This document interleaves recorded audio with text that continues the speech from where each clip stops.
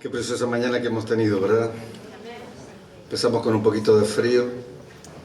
Pónganse en pie, por favor.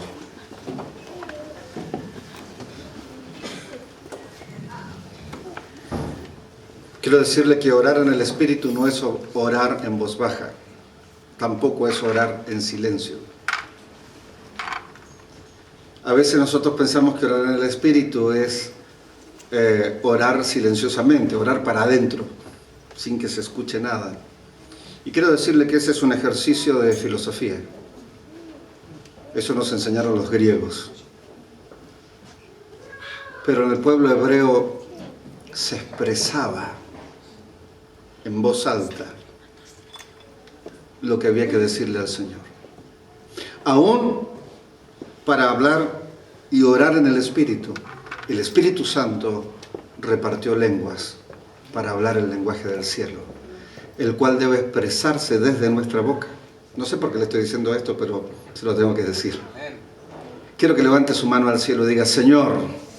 Ahora dígalo con ganas: Señor, en esta mañana estoy disponiendo mi espíritu, mi alma, aún mi cuerpo, para que tu Espíritu Santo me hable, me ministre. Enséñame, Señor, acerca del Padre y acerca del reino. En ti, Señor, coloco todo lo que soy, en el nombre de Jesús. Amén. Ahora denle un fuerte aplauso al Señor. Estoy seguro que puede ser más fuerte que eso, ¿verdad? Amén. Ahora sí, gloria. Amén. Ya me dio calor.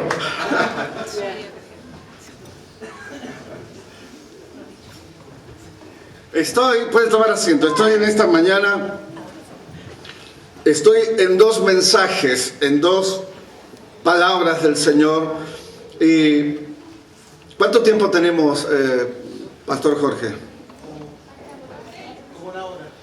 Porque yo tengo, mire, le voy a decir, yo tengo pila para 6 horas y 25 minutos.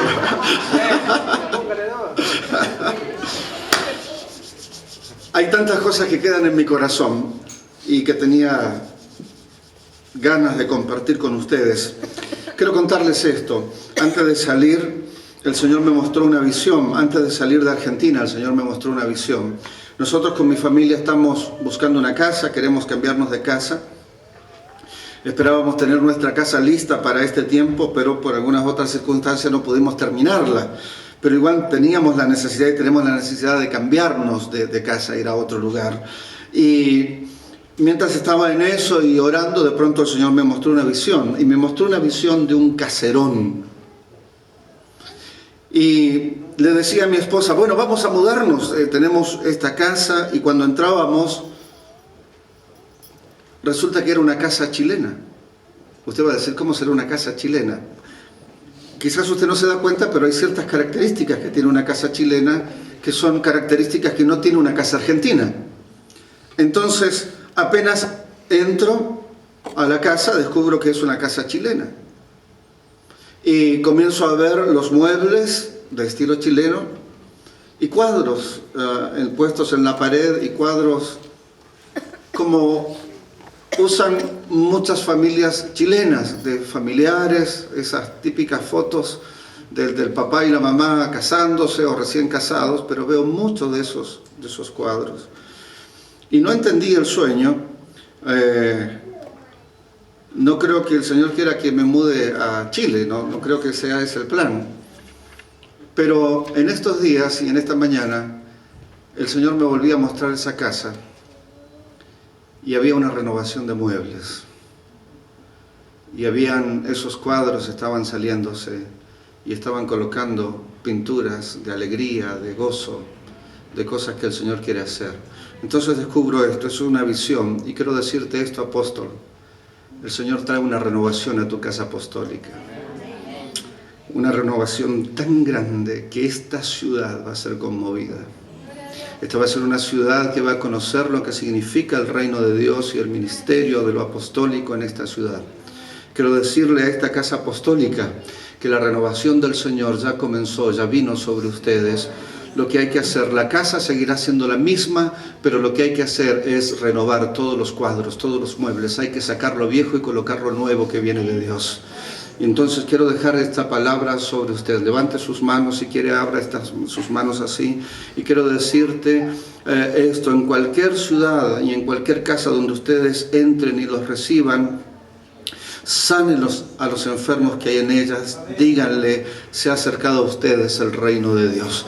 Hay un poder sobrenatural que está siendo activado en ustedes, pero ustedes tienen que verlo, ustedes tienen que creerlo, tienen que moverse de esa manera. Renueven los muebles, renueven los cuadros, renueven lo que pensaban tener o creían tener dentro de esta casa apostólica, porque lo que viene del Señor va a transformar esta ciudad.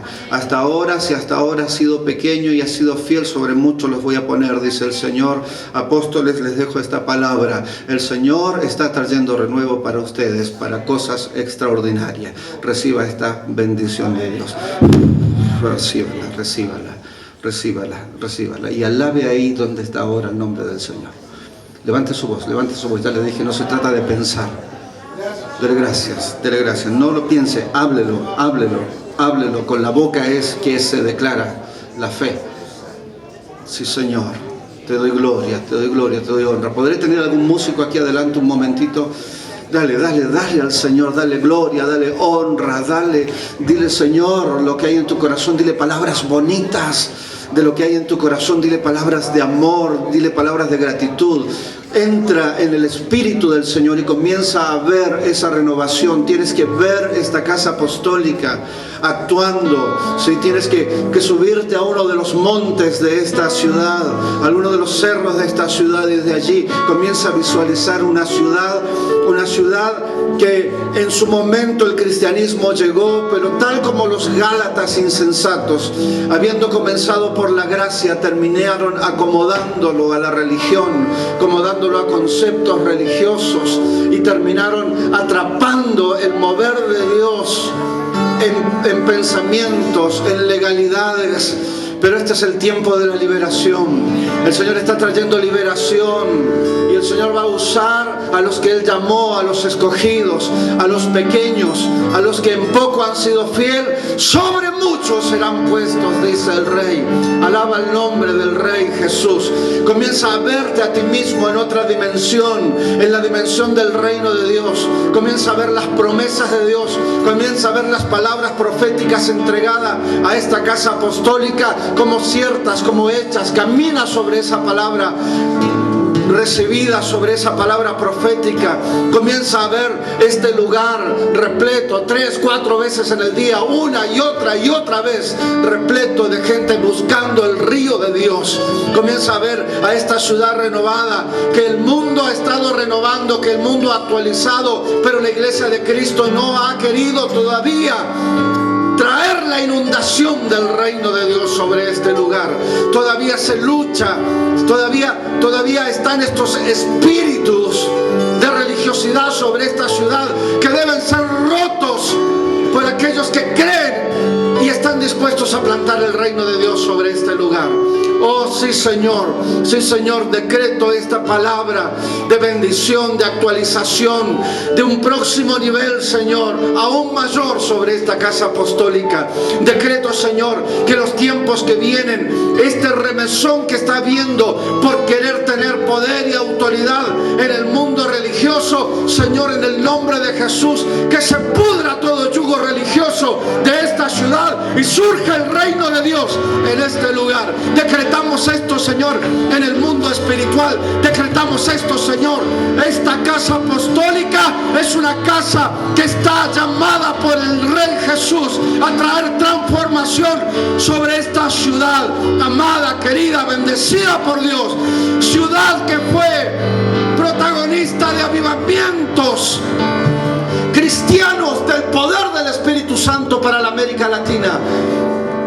Hay que terminar con la insensatez, porque lo que viene de Dios,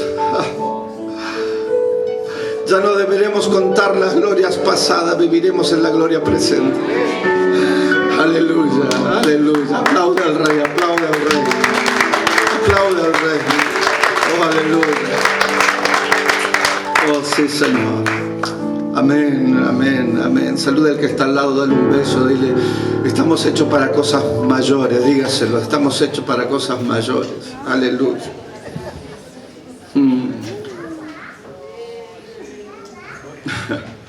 Oh, gloria. Y todavía tengo 2 palabras. Dejo esto porque alguien tiene que escuchar esto.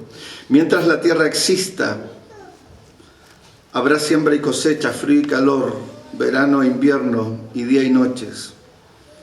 Mientras la tierra exista, usted tendrá días y noches, verano e invierno, frío y calor, y tendrá siembras y cosechas. Ya está. El Espíritu se encargará del resto. Lucas, capítulo 10, versículos 8 y 9. Permítame, más que predicar, enseñar o colocar algunos otros principios, algunas cosas sobre el reino de Dios. En Lucas capítulo 10, versículos 8 y 9, y yo compartí recién, esta es la palabra que debe motivarnos, es la palabra que debe movernos. Yo le contaba ayer, cuando nosotros entramos a una casa, estamos diciendo que es el reino de Dios que allí se acerca, porque no es una expresión religiosa, no es una fórmula, ni son palabras bonitas, es el poder de Dios manifestándose en el lugar donde nosotros estemos. Y Lucas 10, versículos 8 y 9 dice, en cualquier ciudad donde entren y los reciban, coman lo que les sirva, sanen a los enfermos que haya en ella y díganle, se ha acercado a ustedes el reino de Dios. Diga amén. Amén. Estas expresiones de Jesús, al enviar a sus discípulos a la tarea de anunciar el Evangelio, tienen una función mayor, como dije, que solamente ser una presentación en una casa o palabras bonitas. Era la expresión, escúcheme, era la expresión autorizada de quienes representan a un reino. Dile al que está al lado suyo, tú representas al reino, eres representante del reino. Al decir ellos, se ha acercado a ustedes el reino de Dios, era la palabra oficial de un gobierno que declaraba o permitía que los embajadores debidamente acreditados del reino tomen autoridad extraordinaria y los moradores de aquella vivienda, como debe suceder hoy en una casa, sean visitados por la presencia y toda la autoridad y todo el gobierno de Dios sobre ese lugar. Esta expresión, que prácticamente no tiene igual en el Antiguo Testamento, llegaba de la boca de Juan el Bautista y luego de Jesús, quienes anunciaban el reino de Dios o el reino de los cielos. El reino de los cielos, se usa la expresión, no es que existe el reino de Dios y el reino de los cielos como dos cosas distintas, sino que para que el hebreo pudiera luego leerlo, para no tener que colocar el nombre de Dios porque era el nombre santo, entonces Mateo usa la palabra reino de los cielos. Es por eso, pero el significado es exactamente el mismo. Para los primeros que escucharon esta expresión, el reino de los cielos, se trataba de algo novedoso. Fíjese que cuando Cristo Jesús comienza su ministerio, Él viene a hablar de dos cosas. Una, viene a mostrarnos el Padre, viene a mostrarnos a Dios como el Padre. En el Antiguo Testamento se conoce a Dios como el Dios de guerra, como el Dios que sana, como el Dios de la provisión, como el Dios que es el estandarte, como el Dios guerrero, pero no se conoce como Dios el Padre. Así que mucha de la manera que había para entender a Dios se trataba de este poderoso Dios, pero no se hablaba acerca del amor. Una de las cosas que a nosotros nos ha sucedido en toda América Latina, en toda la América española, es que nosotros recibimos un concepto distorsionado del Evangelio. Recibimos al Cristo español, recibimos al Cristo católico romano y español, el cual distorsionaba el mensaje del reino de Dios y lo sigue haciendo hasta hoy. Entonces no podía hablar y decirle al que escuchaba la fe de que seríamos reyes y sacerdotes, por dos cosas, porque el rey era el rey de España. Y sacerdote era el que venía representando al rey, entonces era un conflicto, era un gran problema. Y de esa manera la religión sirvió para someternos, para estar bajo un concepto en donde no es el de la Biblia, no es el del reino de Dios. Así que Padre, y el Padre que nosotros conocemos muchas veces no expresó el amor de Dios. No, cuando nos habla de Padre, algunos todavía escuchan la palabra Padre y se le erizan los pelos. Sí, porque todavía tenemos esta idea de que el Padre era el Padre como el que nosotros tuvimos, ese castigador, ausente, el que decía, acá está la plata, ¿sí? O que definitivamente a veces comía solo o pegaba un golpe en la mesa y decía, aquí se hace lo que yo digo. Entonces era difícil entender a Dios de esa manera. Así que cuando hablaban de Padre, y el Padre que a nosotros nos enseñaron, le dijimos Padrecito. Y este hombre que debería representar un modelo masculino usaba falda. Entonces nos complicaba la historia. Así que lo que tuvimos grande fue una mamá, una gran mamá. Una gran mamá, ¿sí? Que la vemos con un bebé en brazo al que le decimos el niñito Jesús.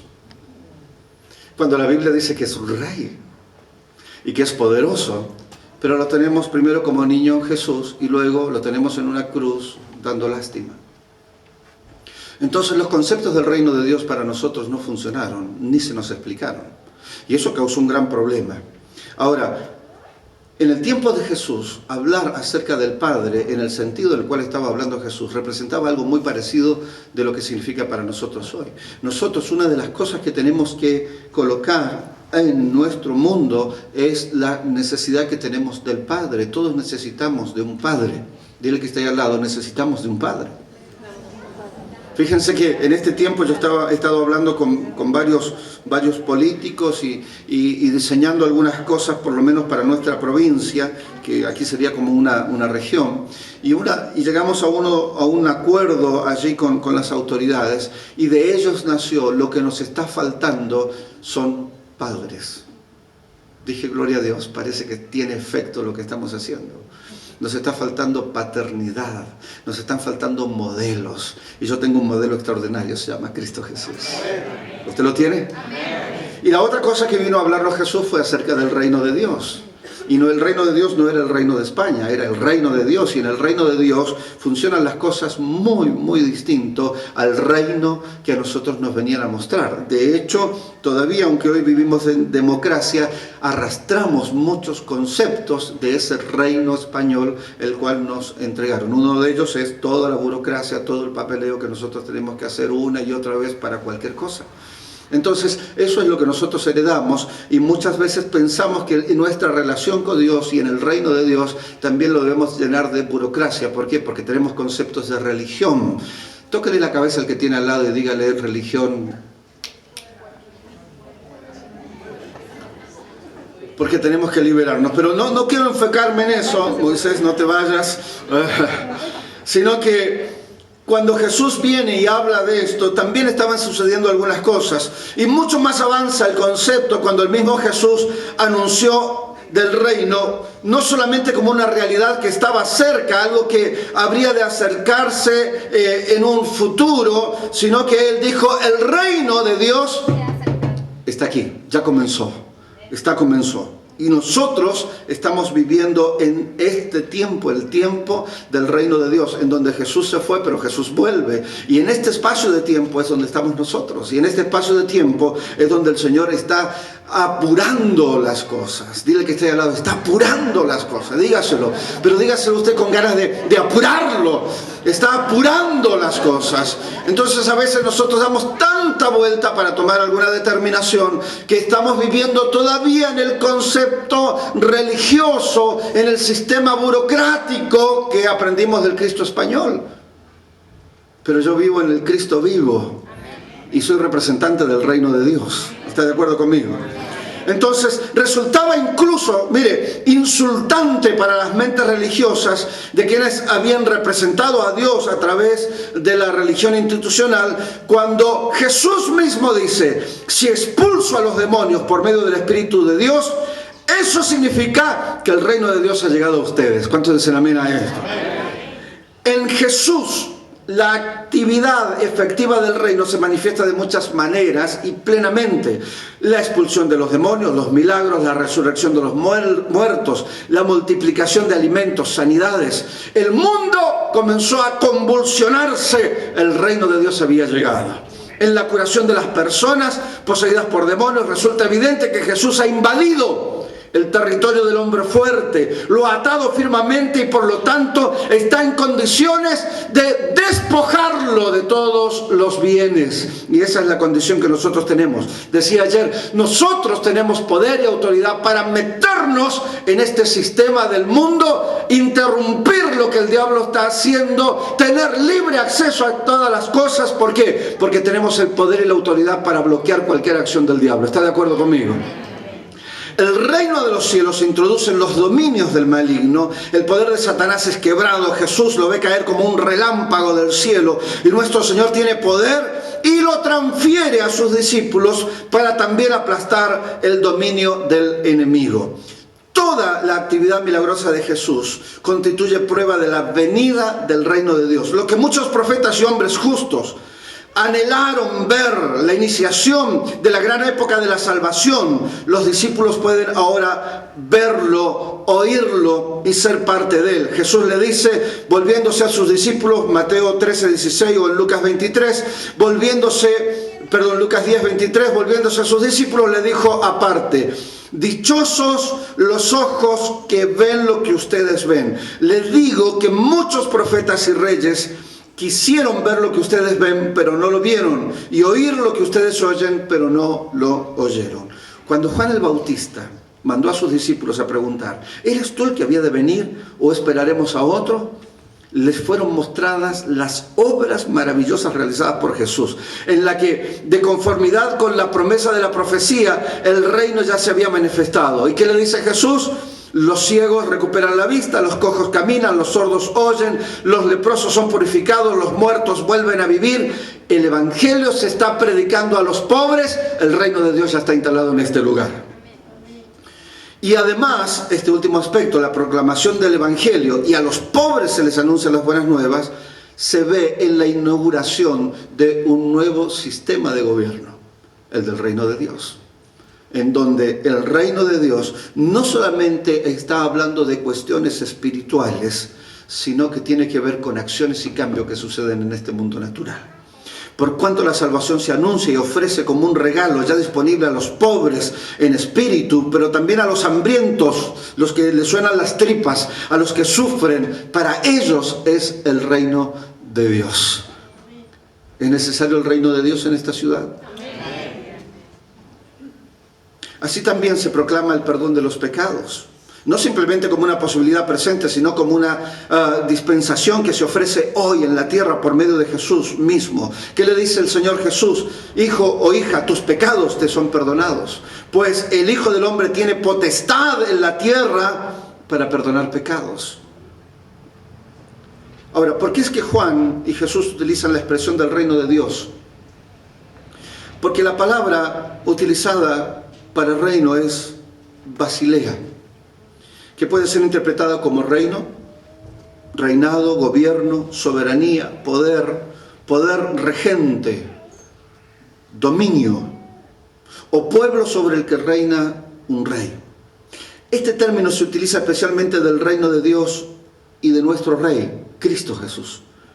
De esta manera podemos decir que Juan y Jesús no solo están pensando en gobierno, sino que también es la esencia del mismo. Y de eso es que Dios mismo viene en Cristo para afirmar su gobierno, pero igual de importante, para afirmar su gobierno alterando radicalmente el orden de las cosas existentes.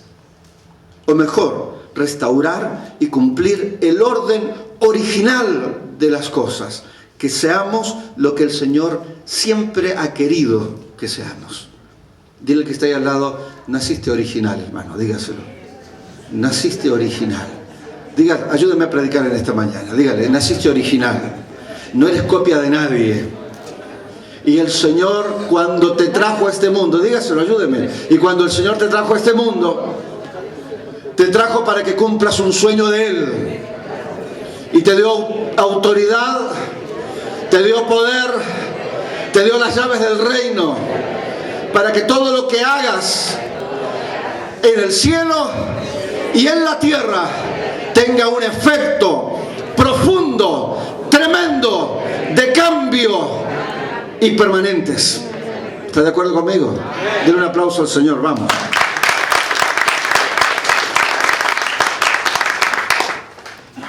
No tendría mucho sentido que Jesús hablara del reino de Dios solo para afirmar un gobierno espiritual. El gobierno y el reinado de Dios, al venir el Hijo, hace que el mundo comience a ser ordenado bajo el poder de Dios. El mundo, que hasta la venida de Jesús estaba bajo la jurisdicción del maligno, comienza a llegar a su fin. El diablo sabe que le queda poco. El gobierno, el orden, la restauración, el gobierno, el juicio de Dios comienza a ser ejecutados, y quienes lo van a llevar adelante somos nosotros. La llegada del reino de Dios por medio del Hijo, nuestro Señor Jesús, produce cambios tan profundos y extraordinarios en la historia de la humanidad que las sociedades de los siglos siguientes se verán afectadas por ese mar que crece y crece para inundarlo todo. De tal manera que al finalizar los dos primeros siglos, el Evangelio del Reino había llegado ya a ser en todo el mundo conocido, y estaba metido nada más y nada menos que en los palacios del mismo emperador romano. Las acciones de la llegada del reino de Dios, su gobierno y su poder, deben en este tiempo volver a trastocar los cimientos de nuestra civilización. Tiene que otra vez interrumpir de manera poderosa en nuestra cultura, en nuestra en nuestra sociedad, y hacer que el reino de Dios, las cosas buenas de Dios, que el plan original de Dios comience otra vez a colocar el orden debido. En el diseño de Dios, la ciudad de Santiago es una ciudad de la cual mana bendición de Dios. Pero en el diseño de hombre y en los diseños que el hombre, guiado no por el Espíritu Santo sino por el diablo, ha hecho de esta ciudad muchas otras cosas, y el reino de Dios no termina de establecerse. Y en este tiempo de restauración apostólica, los reyes y sacerdotes, los ministros de ese gobierno, sus embajadores, la iglesia poderosa, avanza para ver con sus propios ojos la plenitud del reino de Dios. Quiero decirle que este es un tiempo histórico, en donde los intentos humanos por querer mantener una sociedad humanista, alejada de los principios del rey, ha fracasado en todo. Los sistemas económicos, morales, judiciales, educativos, todos fracasan en este mundo. Por eso es el tiempo donde la manifestación plena del reinado y del gobierno de Dios deben ser levantados por medio del ministerio de la iglesia y sus embajadores en todo lugar, en este país y en todo el mundo. Entonces el reino de Dios es un gobierno. Diga conmigo, el reino de Dios es un gobierno. Es un gobierno y es una nación. Por lo tanto, mire, el reino de Dios no tiene miembros, tiene ciudadanos. ¿Usted es miembro de Chile o es ciudadano de Chile? En el reino de Dios no hay miembros, en el reino de Dios hay ciudadanos. Porque si un reino esencialmente tiene un rey, o en su forma democrática tiene un presidente o un primer ministro, quien le dan densidad y fuerza a ese gobierno son los ciudadanos. Ser ciudadano es básicamente una entidad legal, la cual le otorga derechos y privilegios a quienes la poseen. Usted y yo somos ciudadanos del reino de Dios. Tenemos derechos legales para actuar en nombre de ese reino, para actuar en nombre y representar a nuestro rey en todas nuestras acciones. Es un elemento legal. El diablo es mucho más legalista que nosotros y sabe que cuando yo me presento en un lugar y digo el reino de Dios aquí se acerca o el reino de Dios aquí se ha instalado, el diablo sabe que tiene que retroceder. ¿Por qué? Porque conoce el poder legal de esa expresión. El tema es que muchas veces los ciudadanos de este reino nos gusta ser más evangélicos, canutitos. Hermanito. Y todos lo hacemos así. No, vamos a tener algo, una cosita. Eso no es un reino. Dile que está ahí al lado. En el reino no nos movemos así, déjaselo. En el reino no nos movemos así. Ser ciudadanos básicamente esto es una entidad legal. Esto me da derechos, privilegios. Y somos protegidos por un compromiso institucional. En el caso de Chile es su constitución. ¿Y cómo cree usted que funciona el reino de Dios? Entonces muchas veces nosotros no nos movemos de esta manera, no somos ciudadanos del reino de Dios. Porque pensamos en iglesias, porque tenemos pensamiento religioso, porque no hemos acostumbrado a hacer que ser evangélico es esto.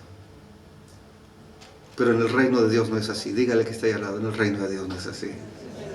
En el reino de Dios somos ciudadanos, aquellos que han recibido a Jesús como su Salvador. Y esta designación de ciudadano tiene una cobertura de legalidad, de derecho, de legitimidad, otorgada por el mismo Rey. El Dios, el Padre, nos dice: mas cuantos lo recibieron, a los que creen en su nombre, les dio el derecho. Está usando una palabra legal, está usando una palabra que es de ley.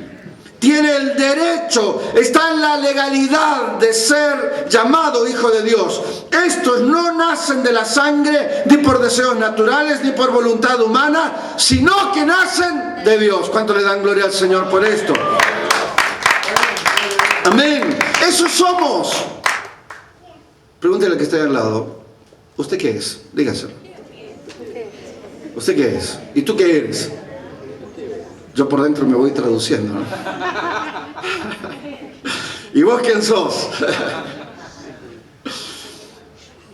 Permítame entonces comentarle algunas cosas. La primera, el nombre. Muchas de las cosas que deberían suceder no suceden porque tenemos un problema de identidad. Nosotros no tenemos una identidad de reino, tenemos una identidad evangélica, pero no tenemos identidad de reino. Nuestro nombre, la manera como somos reconocidos o mencionados, dirá mucho de quiénes somos. Si bien el nombre cristiano es el que nos identifica en este mundo, en el lenguaje de Dios, quiero decirle que no somos conocidos como cristianos. Quiero que entienda este concepto. A los seguidores de Cristo se les dio el nombre de cristianos y se les llamó por primera vez de esta manera en la ciudad de Antioquía. Pero el nombre cristiano no es un nombre inspirado por Dios. Ese nombre representaba humanamente a quienes seguían a Jesús. De hecho, fue casi como una burla. Ahí vienen los Jesucitos, ahí están los Cristitos. Y desde la perspectiva de identificación humanas, fuimos llamados cristianos, como hoy somos llamados evangélicos, o protestantes, o evangélicos, o canutos. El nombre cristiano no es el nombre que Dios utiliza para nosotros. Esa es una denominación de hombre. No me malentienda, pero el nombre cristiano no es la identificación. Usted toma su identificación y ahí habla, si usted tiene una identificación, ¿verdad? Dice allí que se trata del gobierno de Chile, ¿verdad? Y yo tengo una que es chilena y tengo otra que es argentina y comienza diciendo República Argentina, también habla del Mercosur, ¿sí? Estamos avanzando, ¿verdad? Y me dice qué tipo de ciudadano soy. Aquí no me dice que soy Che. Uno de los niños me preguntó, ¿qué significa Che? Che significa amigo. Pero en la Patagonia se utilizaba Che para referirse a hombre. Por eso en el norte de la Argentina, sí, es una expresión que viene del guaraní, Che, y para que los demás la pudieran entender se dice Che amigo. Pero en el sur, en la Patagonia, la palabra Che viene de los idiomas originales, ¿sí? Mapuches, significa hombre. Así que interesante, en el norte de Argentina teníamos un Che y en el sur de Argentina teníamos otro Che. Entonces utilizamos mucho el Che, ¿sí? Y a veces me saludan cuando estoy en Argentina o estoy en Chile o en otros lugares, me dicen, ¿cómo andás, Che? Ahora, yo no soy checheo. No soy checheno tampoco. ¿Me entienden? Pero a veces nosotros nos hemos acostumbrado a que nos denominen de una manera de la cual de verdad no está diciendo quiénes somos. Dígale que está ahí al lado. ¿Tú eres hermanito?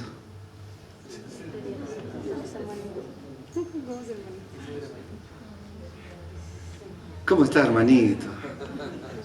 ¡Ay, mi pastorcito! He escuchado tantas veces eso, pero cuando Dios habla de nosotros no habla en esos términos.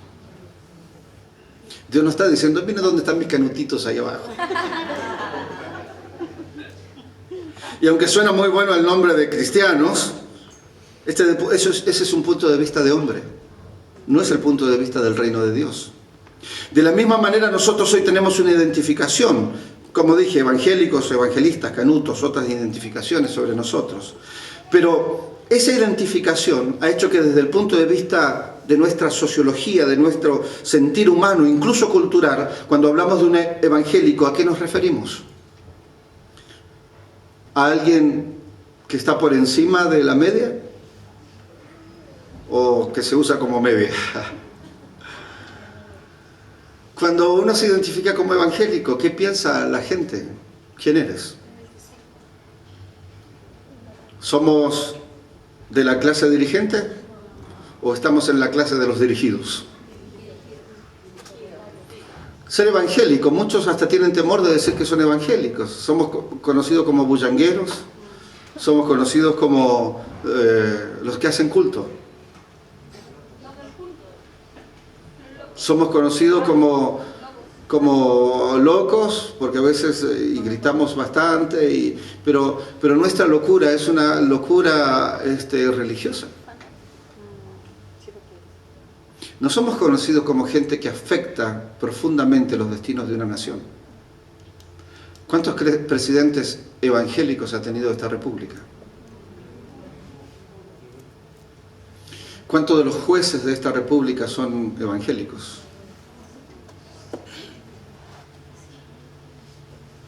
Puede que haya uno, dos, capaz, no sabemos.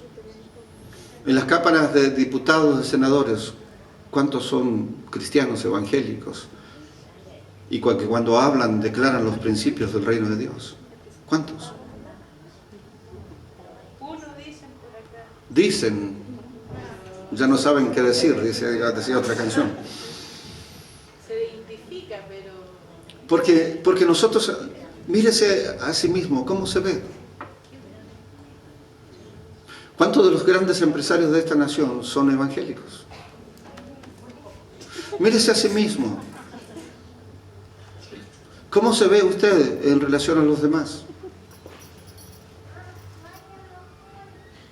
Una de las cosas que a mí me molesta mucho de Chile, permítanme, porque también soy chileno, permítanme decirlo, una de las cosas que me molesta mucho es la manera como nosotros acá, ¿sí?, la gente se dirige al que pudo terminar un estudio universitario. Lo he visto en las obras, yo trabajo en ingeniería, entonces lo he visto en las obras, ¿sí? Al ingeniero prácticamente es una especie de semidios por allí. Estoy hablando de las obras de la construcción. Y también sucede con la que trabaja en la casa y la patrona es otra historia. Hasta hace algunos años atrás, los que llegaban a tener estudios superiores eran los hijos de los patrones. El hijo del patrón era el abogado, el secretario era el hijo del empleado. El hijo del patrón era el médico, el enfermero era el hijo del empleado. ¿Y por qué sucede eso? Porque han habido acciones del reino de Dios estableciéndose en este lugar.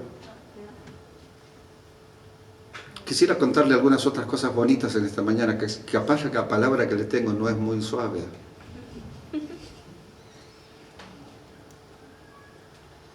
¿Cuántos de ustedes llegaron en esta mañana aquí en una gran Cherokee y la estacionaron ahí afuera? ¿Cuántos? Hasta me pregunto, pastor, no quiero ser ofensivo ni nada, ¿por qué es que tenemos este tipo de calefacción en este lugar? Y hasta prestada. Pégale un codacito nomás al que está al lado y pégale a la altura del bolsillo.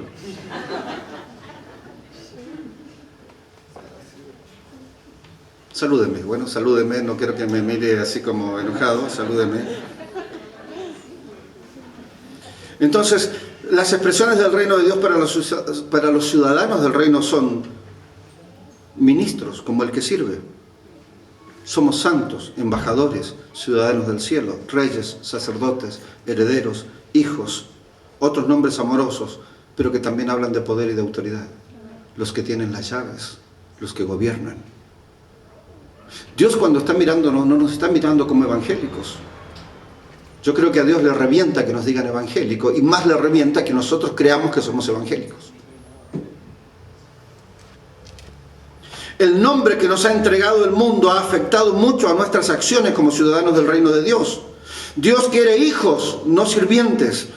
Quiere relaciones, no situaciones religiosas. Dios quiere representantes suyos, no seguidores de una religión. La oración de un evangélico muchas veces ha resultado ser oraciones de humillación plena y súplica a Dios, quien debe en su eterna misericordia soltar una bendición sobre sus hijos.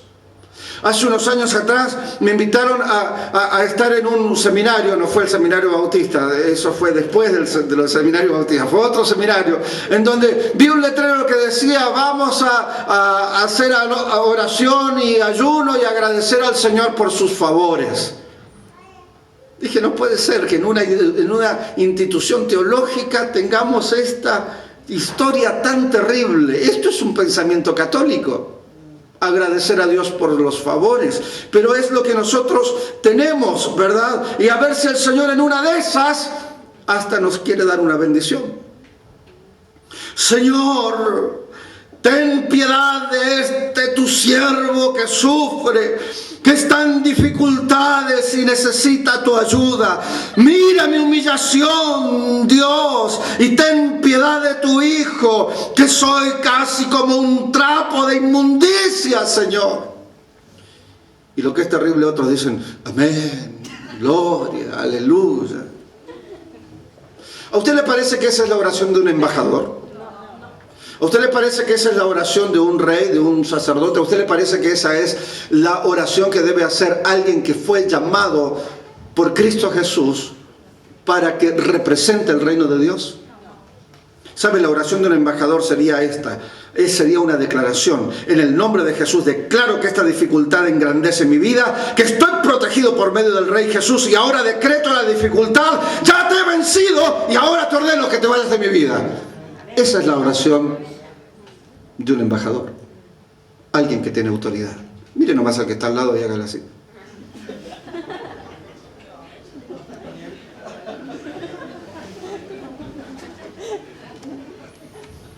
Abrácelo y dígale: ¿cómo orás vos, papito? A ver, ¿cómo orás?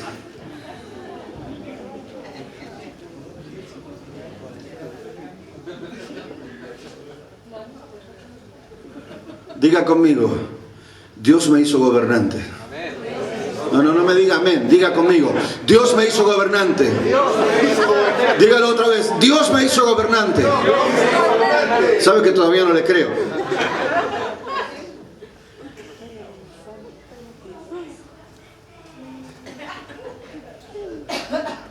Es que por eso funcionamos. Mire, discúlpeme las cosas que yo le voy a decir, pero siendo un chileno que salió de Chile muy chiquito, yo salí con todas las cosas chiquititas de Chile. El tecito, el cafecito, la oncecita. ¿Verdad? Y hoy, que nos inventaron el hecho que somos los tigres del lugar, los evangélicos siguen diciendo miau.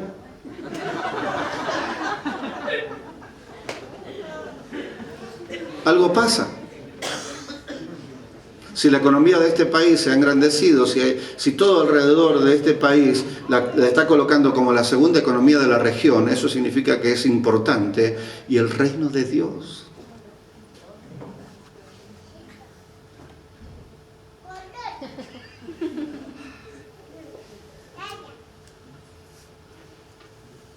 Levante su mano y diga: soy gobernante. Soy gobernante. Tiene que ver la manera hasta cómo nos paramos, cómo nos presentamos, con qué autoridad vamos. Yo sé que, ahora me voy a poner del lado argentino, yo sé que de nosotros los argentinos que somos unos agrandados. Pero yo lo he notado esto. A mí del otro lado me dicen: ¿qué haces, pastorazo? ¿Y sabe cómo me dice? ¡Ay, pastor, sí!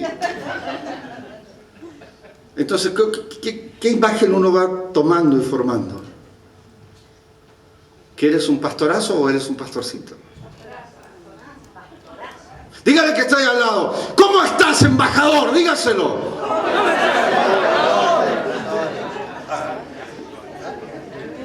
Tenemos que movernos en esa altura que el Señor nos entregó. Uno de los problemas por los cuales el reino de Dios no se establece es porque no tomamos identidad de reino, no tomamos la identidad que nos entregó el Señor. Si usted sigue pensando y sintiéndose como evangélico, sintiéndose como que es un ciudadano de segunda o de cuarta, ¿verdad? Como que todo es para los demás, es para los que ya llegaron antes, y no entiende que el reino de Dios se quiere establecer con usted, y que usted tiene autoridad, y que tiene poder de Dios, y que usted tiene el nombre de un embajador, usted se mueve como un rey. Entonces debemos creernos esto y movernos de acuerdo a esta circunstancia. Cuando los discípulos de Jesús iban y abrían una casa, no llegaban, ay, ¿le puedo orar?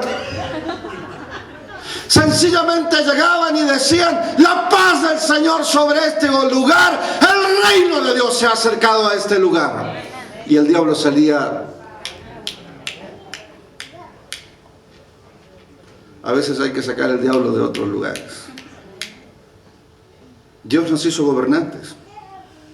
Que Dios se propuso desde el principio compartir su gobierno sobre la tierra con el hombre. Ya lo vimos, esto lo estuvimos viendo en estos días.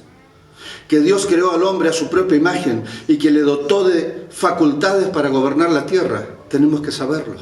Que Dios en su mandato de creación comisionó al hombre para gobernar la tierra y le concedió autoridad delegada para llevar a cabo esa comisión. Tenemos que hacerlo nuestro. Que el hombre por designio de Dios fue hecho para ser el ser creado más grande del universo. Y debido a eso somos la única criatura en esta creación que porta la imagen de Dios. Se lo dije el primer día. Dígale que está ahí al lado: sos igualito a papá.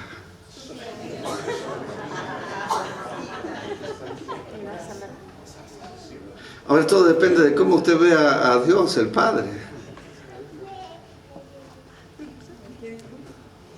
¿Cómo lo está viendo? Ay, ¿cómo están mis hijitas esta mañana? Si usted lo ve así, usted es igualito a papá. Por eso, ay, pastorcito, ay, hermanito, ay. La intención de Dios siempre ha sido de gobierno, gobernar lo que se ve, el mundo natural y visible, a través de lo que no se ve, el mundo espiritual invisible.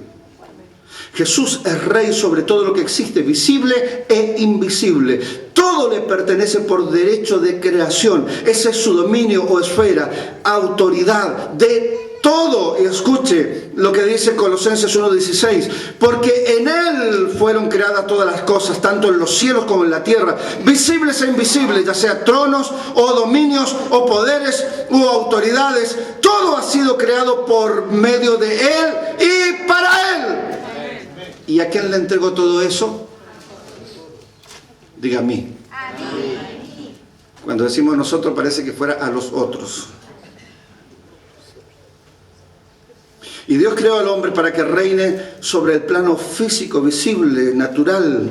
Génesis 1:26 en adelante dice que debemos ejercer dominio, gobierno, sometimiento, administración, reproducción, multiplicación. Salmo 115, versículo 16. Los cielos son los cielos del Señor, pero la tierra la ha dado a los hijos de los hombres. Dice esto la palabra del Señor. Usted y yo fuimos puestos por autoridad en este lugar. Usted es la autoridad. En el mundo espiritual, usted hace que las cosas sucedan. Todo lo que usted ate allá en los cielos queda atado aquí en la tierra. Y todo lo que usted desate en los cielos, en el mundo espiritual, va a ser desatado aquí en la tierra. Entonces, antes de abrir las casas de paz, nosotros tenemos que desatarlas en el mundo espiritual. Y tenemos que desatarlas, ¿sabe? En el mundo espiritual, usted va a pensar ahora que me volví loco, pero quiero decirle, en el mundo espiritual es como si fueran una serie de hilos que bajan sobre las casas. Hilos oscuros, negros. Están atadas, están amarradas, están sujetas. Y antes de salir a abrir una casa de paz, lo que nosotros tenemos que hacer es tomar la espada del Espíritu y romper todos esos hilos. Porque rompemos la conexión que esa casa o el poder o la autoridad que tiene el diablo sobre esa casa, pero nosotros en el mundo espiritual lo rompemos. Y una vez que lo rompimos en el mundo espiritual, ahora sí, en el mundo natural vaya y abra las casas de paz. Y va a ver los resultados extraordinarios que va a tener. ¿Por qué? Porque nosotros no batallamos contra gente, batallamos primeramente en el mundo espiritual. Contra espíritus, contra potestades. ¿Me está siguiendo lo que estoy diciendo, verdad? De manera que fuimos hechos para gobernar y no ser gobernados. El único que me gobierna se llama Cristo Jesús. Y me habla por medio del Espíritu Santo. Un reino de reyes y sacerdotes. ¿Dice amén conmigo? Amén.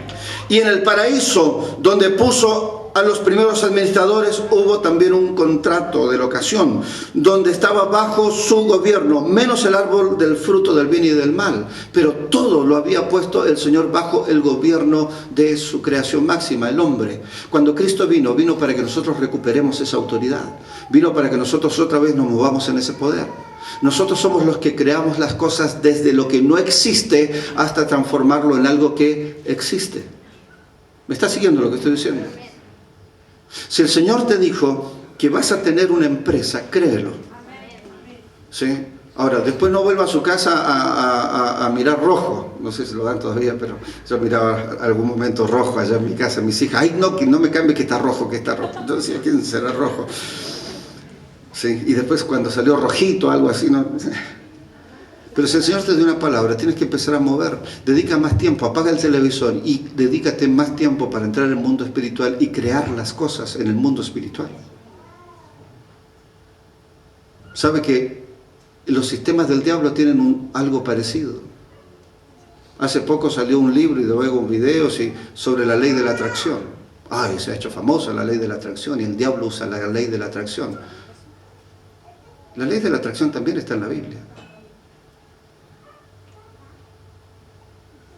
Viene por medio de la fe.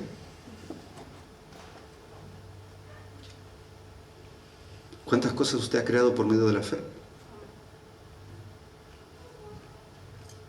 Porque la fe es la certeza de lo que se espera, la convicción de lo que no se ve. El que no tiene casa, ¿construyó ya su casa en el mundo espiritual? ¿Qué pasa? ¿Le estoy hablando en chino? El que tiene un mejor trabajo, ¿ya se vio en ese mejor trabajo en el mundo espiritual? El que quiere un mejor sueldo, ¿ya contó las loquitas en el mundo espiritual? ¿No lo hace? Yo lo hago.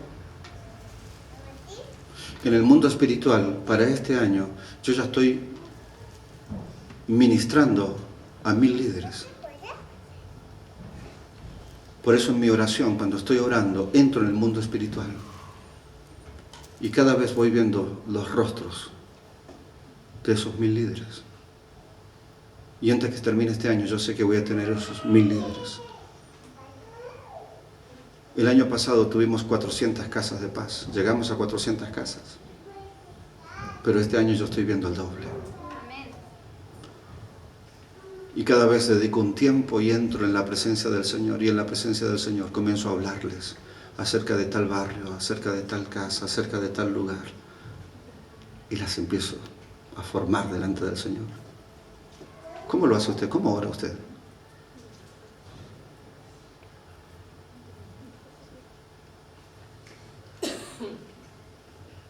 ¿Me estoy saliendo, pastor? ¿Capaz que estoy diciendo alguna barbaridad? ¿Qué entiende por orar en el Espíritu? ¿Sabe lo que entiende generalmente la gente por orar en el Espíritu? Orar para adentro. Permítanme decirlo, eso no es orar en el Espíritu. Orar en el Espíritu es meterse en el mundo espiritual, donde se hacen todas las cosas. La primera creación es por medio de la fe. La primera creación siempre es espiritual. La segunda creación es cuando usted lo comienza a ver en esta tierra. ¿Está aquí todavía? Me parece que le rompí la cabeza otra vez.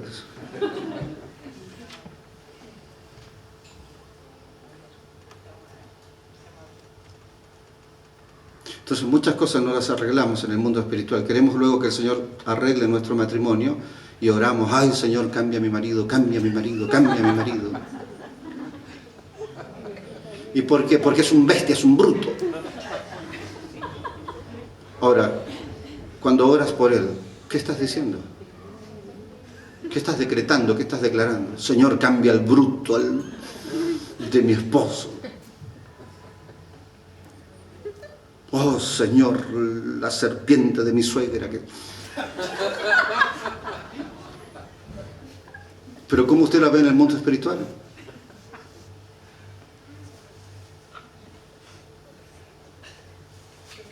Jesús muchas veces mostraba lo que estaba sucediendo en el mundo espiritual. Y le dijo, ¿cuánto tiempo creen ustedes que falta para la cosecha?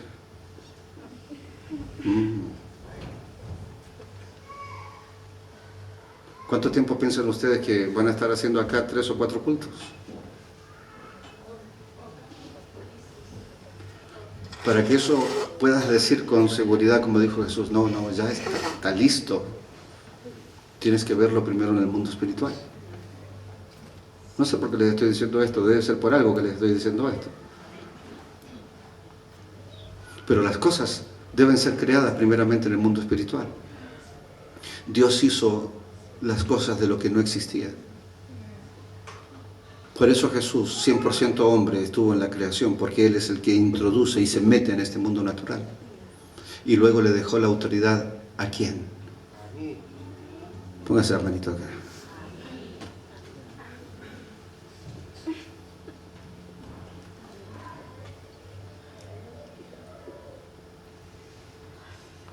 Yo le dije al Señor, este año, Señor, quiero que mis ingresos sean de $6,000 por mes. Así que me meto en el mundo espiritual y cuento los versos. Y miro a papá y le digo,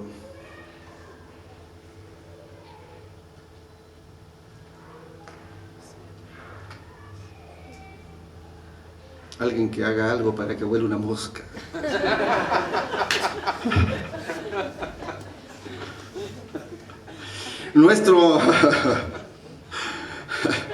Nuestro enemigo viene para destruirnos muchas cosas extraordinarias que Dios ha hecho.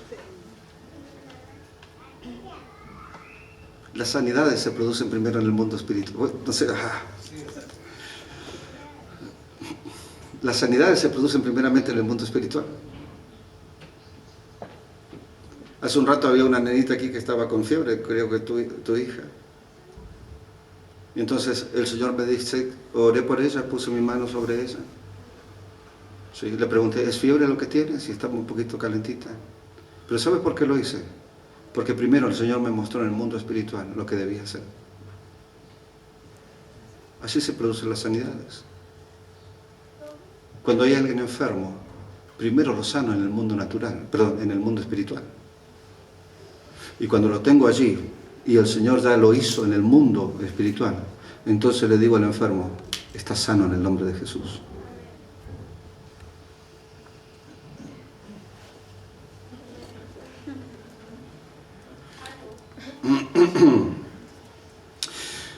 Por eso hasta que vino Jesús al mundo, ese enemigo, el diablo, estuvo libremente ejerciendo dominio por todos lados. Y Dios en este tiempo usó de personas que ocasionalmente, antes de Jesús, venía el Espíritu Santo y las dotaba para que la historia y los planes de Dios avanzaran hacia la humanidad hasta la venida de Cristo. Romanos 9:5 dice, de quiénes son los patriarcas, de los cuales, según la carne, vino el Cristo, el cual es Dios sobre todas las cosas, bendito por los siglos. Amén. Y quiero insistir en esto, según la carne vino el Cristo.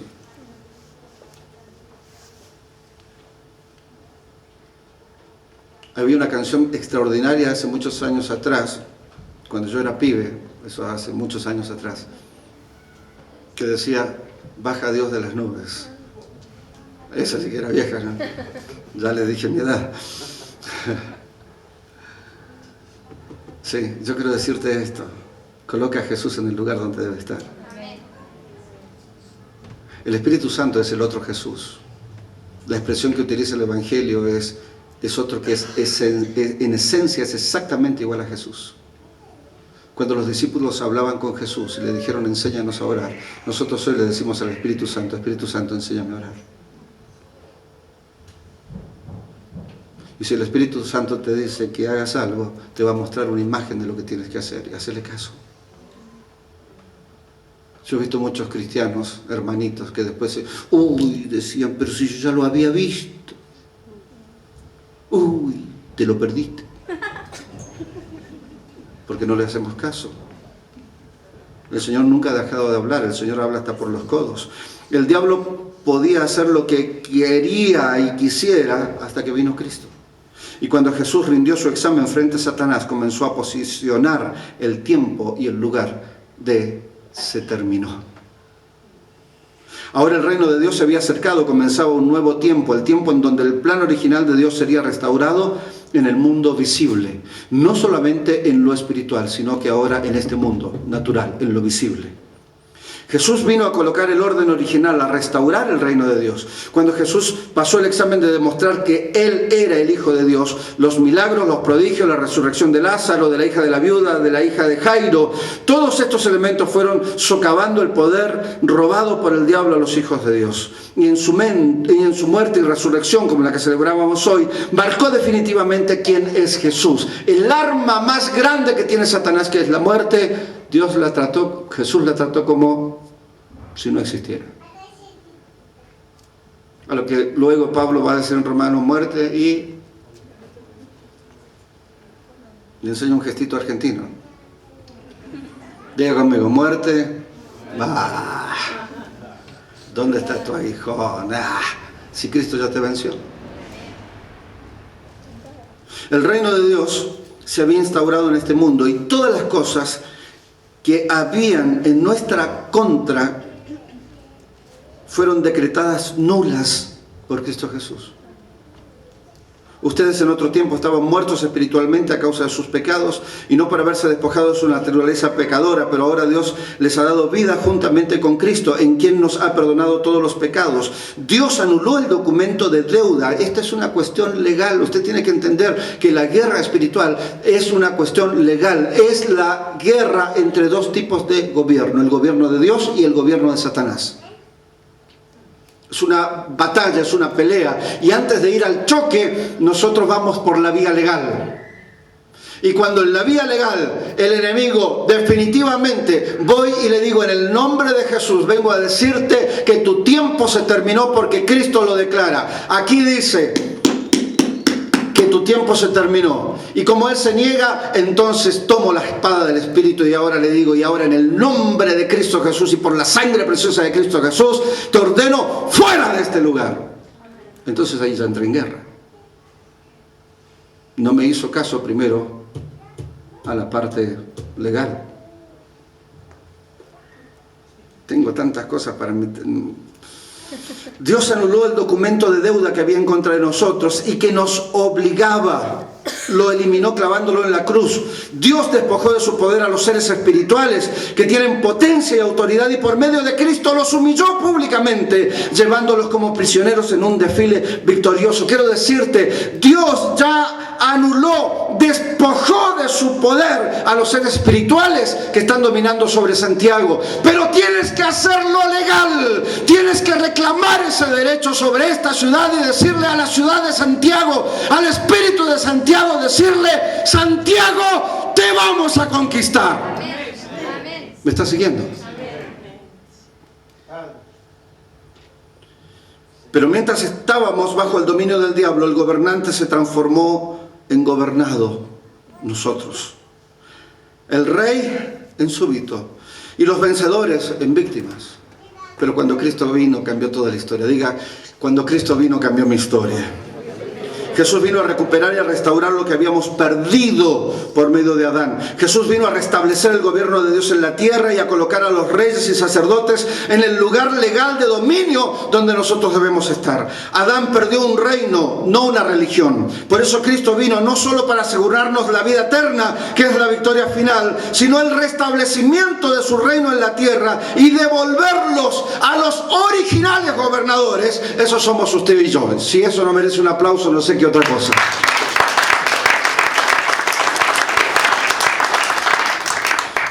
eso las indicaciones de Jesús a sus discípulos siguen siendo actualizadas para nosotros. Busquen primero el reino de Dios y su justicia.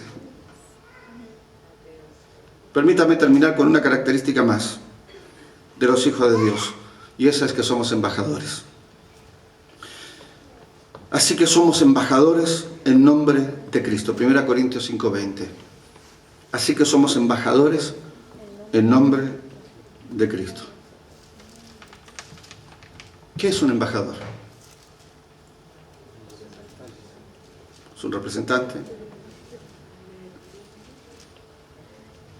Tú eres un embajador.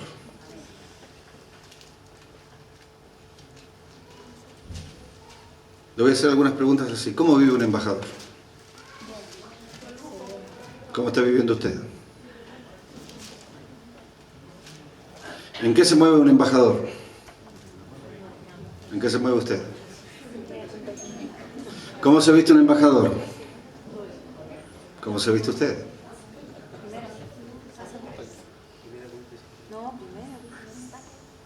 ¿Dónde vive un embajador?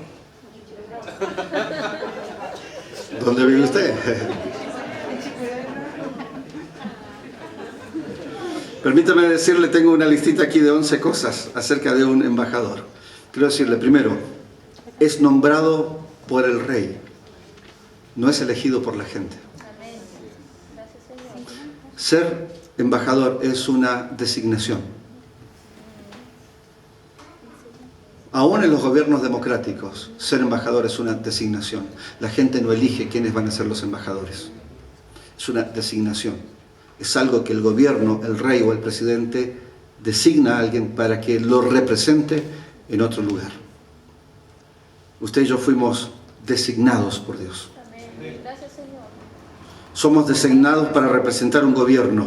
Segunda cosa, designados para representar un gobierno. En nuestro caso, para representar el reino de Dios. Tercero, el embajador representa física y espiritualmente ese reino. Usted va a una embajada de Chile en otro país y usted entra a esa embajada y usted entró a Chile. Entonces tiene el espíritu del país allí. Entonces, un representante, un embajador, representa físicamente también al reino de Dios. Nosotros en este lugar debemos respirar el aroma del reino. Cuando entramos a este lugar, a esta embajada, acá las cosas no deben parecerse en lo absoluto al resto de Chile.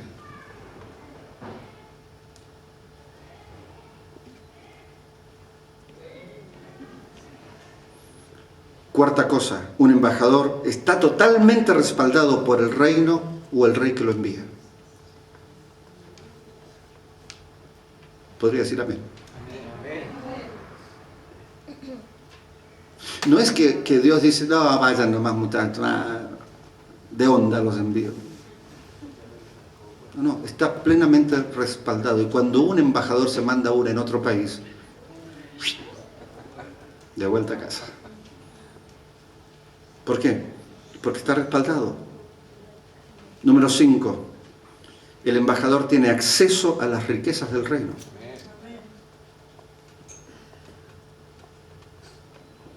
Salvo que algún embajador venga a golpear la puerta y le diga, ¿me prestás lucas?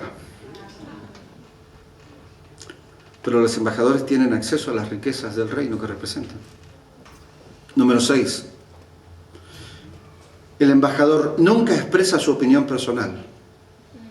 Expresa la opinión y las palabras de su reino. Número 7. Su objetivo es influenciar en un territorio distinto al suyo para beneficio de su reino. Para eso está el embajador. Es el que nos abre los negocios en Estados Unidos, es el que nos abre los negocios en Japón, ¿sí? Es el que nos abre los negocios en Argentina. Eso es el trabajo del embajador. Entonces, influencia en un territorio para beneficio del reino. Número 8. Su vida es responsabilidad del Estado que lo envía. Hay alguien que se responsabiliza por él. En nuestro caso, Jesús se responsabilizó por nosotros. 9. Está protegido de cualquier ataque por las fuerzas de otro reino. Tiene inmunidad diplomática. ¡Ah, gloria a Dios! Y a veces nosotros no nos damos cuenta de eso. Nosotros tenemos inmunidad diplomática. El diablo no nos puede tocar ni un pelo. Algunos viven despeinados y eso es otra cosa.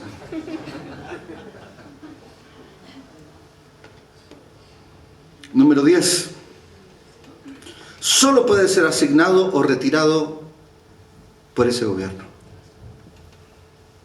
Solo lo asigna o lo retira el rey. Número 11. Estar en la presencia de un embajador es estar en la presencia del mismo rey. Así que cuando la gente te ve, ¿qué ve?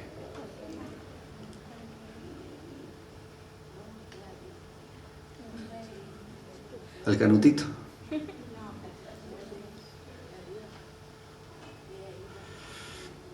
Estas primeras características tendrían que ayudarnos a entender que nuestra posición con respecto al reino de Dios y nuestro propósito en este mundo es extremadamente poderosa.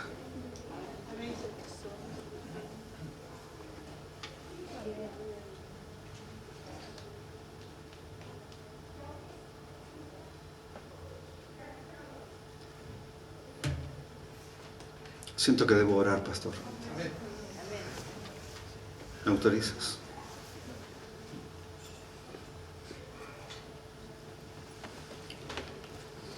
¿Sabe? Es precioso, es extraordinario. No solamente tengo una amistad y un cariño por sus apóstoles. Comparto con ellos la fe y el valor. Hay que ser valiente para decir, voy a llevar adelante el reino de Dios. No como me dicen que debe ser, sino como el Padre me dice que debe funcionar. Hay que ser valiente para eso. Quiero decirle, no somos locos, aunque a veces hacemos locuras en el reino de Dios. Somos hombres de fe, de valor, de perseverancia. Esta casa apostólica está autorizada por el Señor para manejarse como una embajada del reino de Dios. Deje de mirar a sus apóstoles como los pastorcitos del lugar. Si quiere mencionar la expresión pastor, entonces dígale pastorazo. No andamos buscando que nos digan apóstoles. A mí me tienen sin cuidado. Pero donde yo me paro sé quién soy. Soy un embajador del reino de Dios. Y nos debemos mover como embajadores del reino de Dios.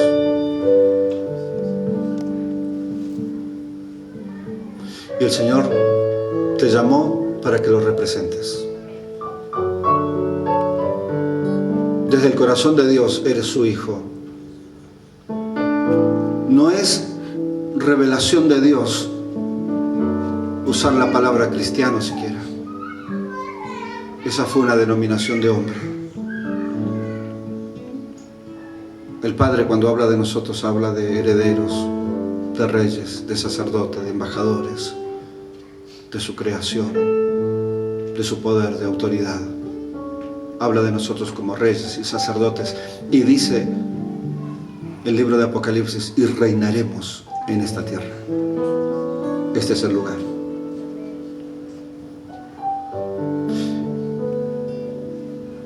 Casa Apostólica Lazos de Amor. Este es el tiempo en donde el Señor está mudando tu identidad.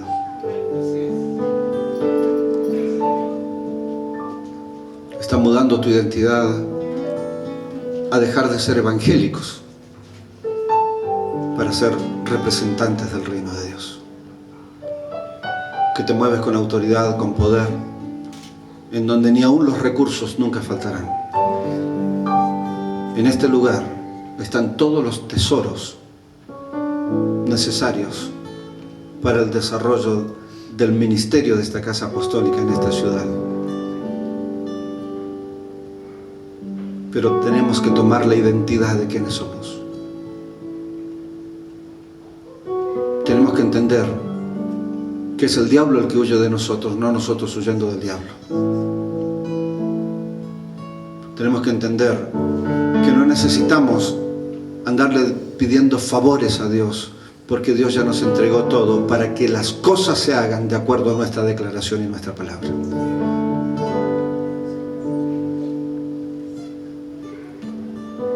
El poder del Espíritu Santo no es algo que viene solo en los cultos. Es el que te guía todos los días, el que te habla, el que te dice. Lazos de amor, tienes que aprender a resolver las cosas en el mundo espiritual. Batallar en el mundo espiritual.